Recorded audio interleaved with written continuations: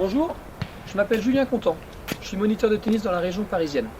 Ce geste-là, vous devez le faire souvent pour tester vos balles. Permettez-moi de vous présenter une nouvelle invention de la société Natome, le repressuriseur de balles de tennis.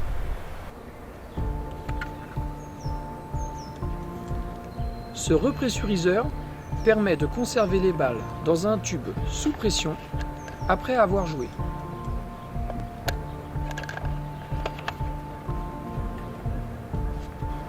De cette manière, on peut maintenir le rebond des balles quasiment constant et prolonger leur durée de vie jusqu'à l'usure du feutre. Les balles de tennis avec lesquelles on joue le plus souvent sont sous pression. Une balle est composée d'une coque creuse en caoutchouc, remplie de gaz avec une pression environ 2 fois plus élevée que la pression ambiante.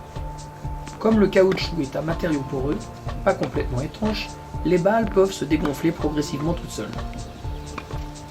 Pour éviter le dégonflage, on le sait tous, les balles neuves en vente sont toujours conservées dans un tube hermétique sous pression. Dès que les balles neuves sont sorties du tube sous pression, les balles commencent à se dégonfler toutes seules, même si l'on ne joue pas avec. Les frappes fortes de raquettes accélèrent encore plus ce dégonflage. Selon l'expérience, les balles sont souvent considérablement dégonflées au bout de 2 ou 3 semaines. Le rebond est remarquablement réduit. Les balles deviennent alors injouables malgré le fait que le feutre reste souvent encore en bon état. Le repressuriseur est une nouvelle invention qui permet de conserver les balles de tennis dans un tube sous pression après avoir joué. La pression dans le tube a été déterminée par des études scientifiques. Cette pression est environ 3 fois plus élevée que la pression dans la balle. Ceci permet d'éviter le dégonflage et en même temps de repressuriser les balles pour compenser la perte de pression due au dégonflage pendant leur utilisation.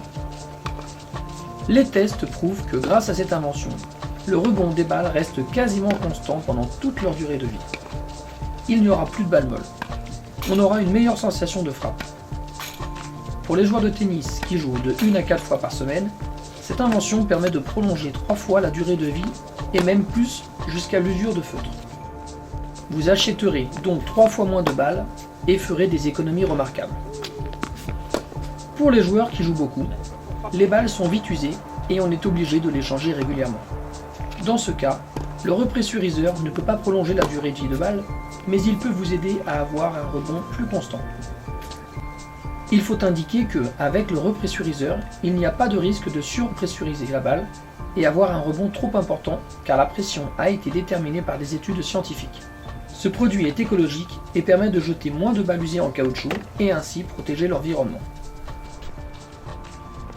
Tout d'abord, je vais montrer comment conserver les balles de tennis dans le repressuriseur sous pression. Avant d'ouvrir le couvercle, il faut d'abord tirer la valve vers le haut pour décharger la pression. Lorsqu'on n'entend plus de bruit de déchargement de l'air, on lâche la main. On met les balles dedans, on ferme le couvercle. Il n'est pas nécessaire de serrer fort parce qu'il est équipé d'un système auto-étanche breveté. Ce système permet d'avoir une fermeture et une ouverture facile en assurant totalement l'étanchéité. Maintenant, on commence à charger la pression dans le repressuriseur. Il y a une pompe à air qui se trouve sur le côté. On sort d'abord le levier de la pompe. On pose le repressuriseur par terre ou sur une chaise et on commence à pomper de l'air. Pour faire monter plus vite la pression, il faut pomper avec un long mouvement et un rythme normal. Il faut pousser la tige de pompe au fond sans brutalité. Il faut pomper environ 18 fois. Tout dépend de votre technique de pompage. Lorsque la pression est atteinte, un sifflet situé sur le levier va résonner. On arrête alors le pompage. Il ne faut jamais boucher le sifflet avec la main au risque de ne pas entendre le signal. Maintenant, les balles sont bien conservées dans le repressuriseur sous pression. On range le levier, on met le repressuriseur dans le sac pour le prochain entraînement. Il faut conserver les balles dans le repressuriseur dès leur première utilisation et après chaque entraînement. Cet appareil n'est pas conçu pour régénérer les balles qui sont déjà molles. On veut jouer au tennis? Comment prendre les balles dans le repressuriseur? Avant d'ouvrir le couvercle du repressuriseur, il faut être absolument sûr qu'il n'y a plus de pression dedans.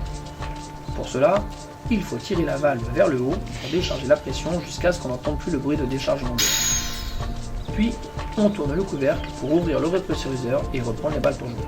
L'ouverture est très facile. Il faut surtout savoir que si la pression n'est pas complètement déchargée, il sera difficile ou même impossible d'ouvrir le couvercle.